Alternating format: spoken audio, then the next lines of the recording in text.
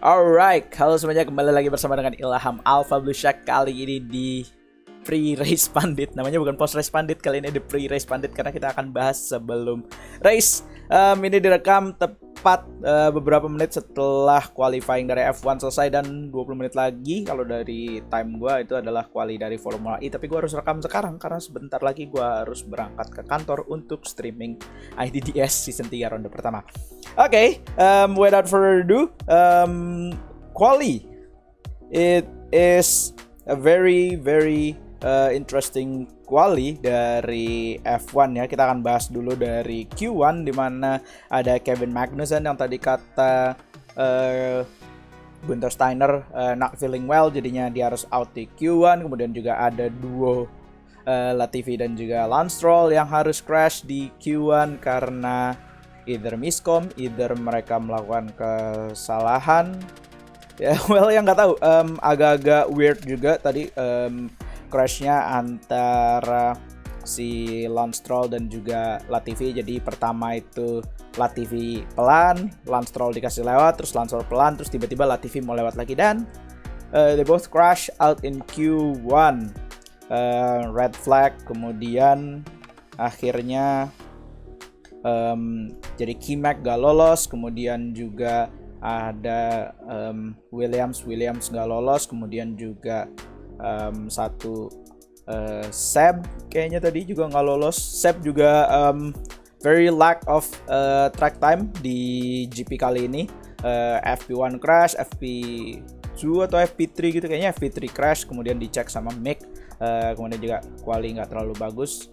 And then that's Q1 out of the box. Oke, kemudian Q2 ada momen sedikit antara Max sama Lewis kayaknya ya di tikungan fast right left itu yang sekarang udah nggak ada tikungannya lagi.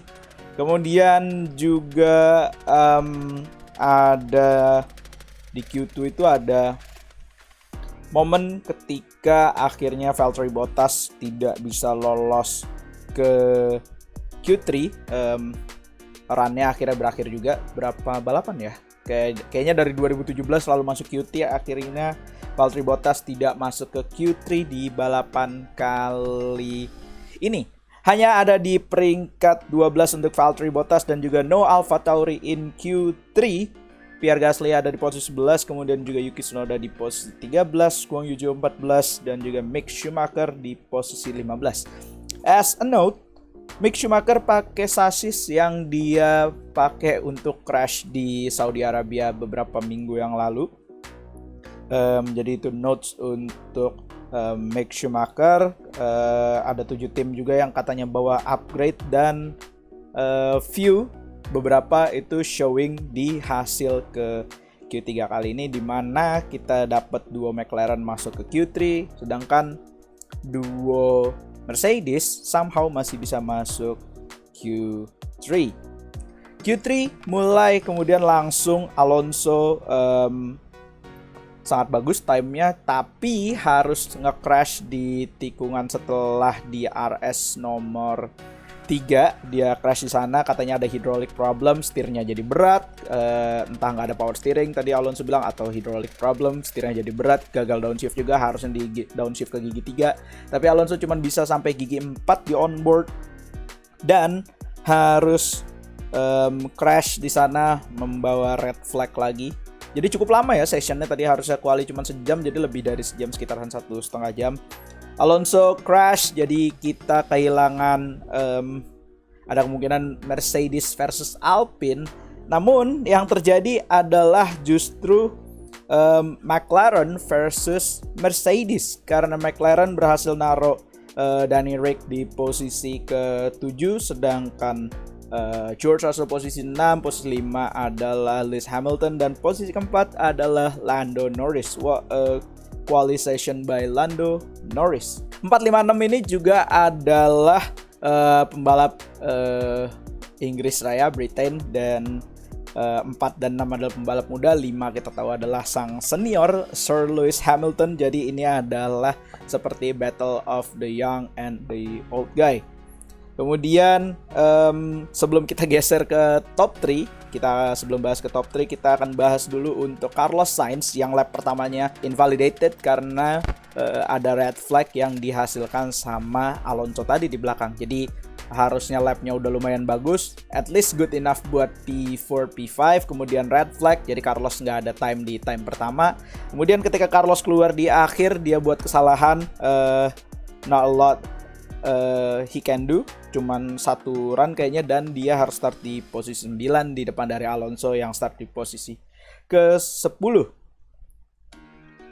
P3 ada Sergio Perez yang di balapan sebelumnya dapat pole position, namun di sini cuma bisa P3, sedikit kehilangan speednya di akhir dari quali karena di Q2 dia sempat juga ada di atas, leading di Q2, dan juga tadi ketika di post quali interview dia bilang juga agak-agak di Q3 karena ada red flag itu susah untuk bangun lagi momentumnya. Jadi ada Sergio Perez di di P3, sedangkan untuk P2 dan P1 adalah as usual ada Max Verstappen di P2 dan Charles Leclerc di P1.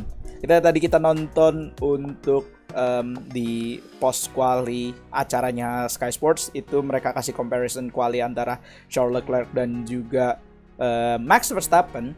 Itu Max Verstappen cuman kalah di 2 tikungan terakhir. Yang tadi sempat dibahas sama Karun Chandok, itu ada kemungkinan karena Max terlalu kepikiran sama crash dia di lock up-nya dia di run pertamanya dia. Jadi run pertama itu Perez sama Verstappen itu cuma beda 0,001, tapi Max Verstappen itu lock up di 2 tikungan terakhir, dan di run comparison sama Charles Leclerc di run keduanya, ketika masukin 2 tikungan terakhir itu sebenarnya Verstappen masih lebih di depan, 5 meters atau 4 meters itu di depan dari Charles Leclerc, tapi dia sangat hati-hati banget di tikungan ke kiri, berarti 1 tikungan sebelum tikungan terakhir dia hati-hati banget, dan bahkan ketika mau masuk run up di tikungan terakhirnya itu Leclerc udah di depan, jadi that's 0.3 loss for Verstappen there. Tapi most of the lap neck to neck banget, jadi ini bakal seru banget untuk balapan besok. Dan kalau kita ngelihat posisi di grid top 10 ini bakal seru banget mungkin untuk besok ya.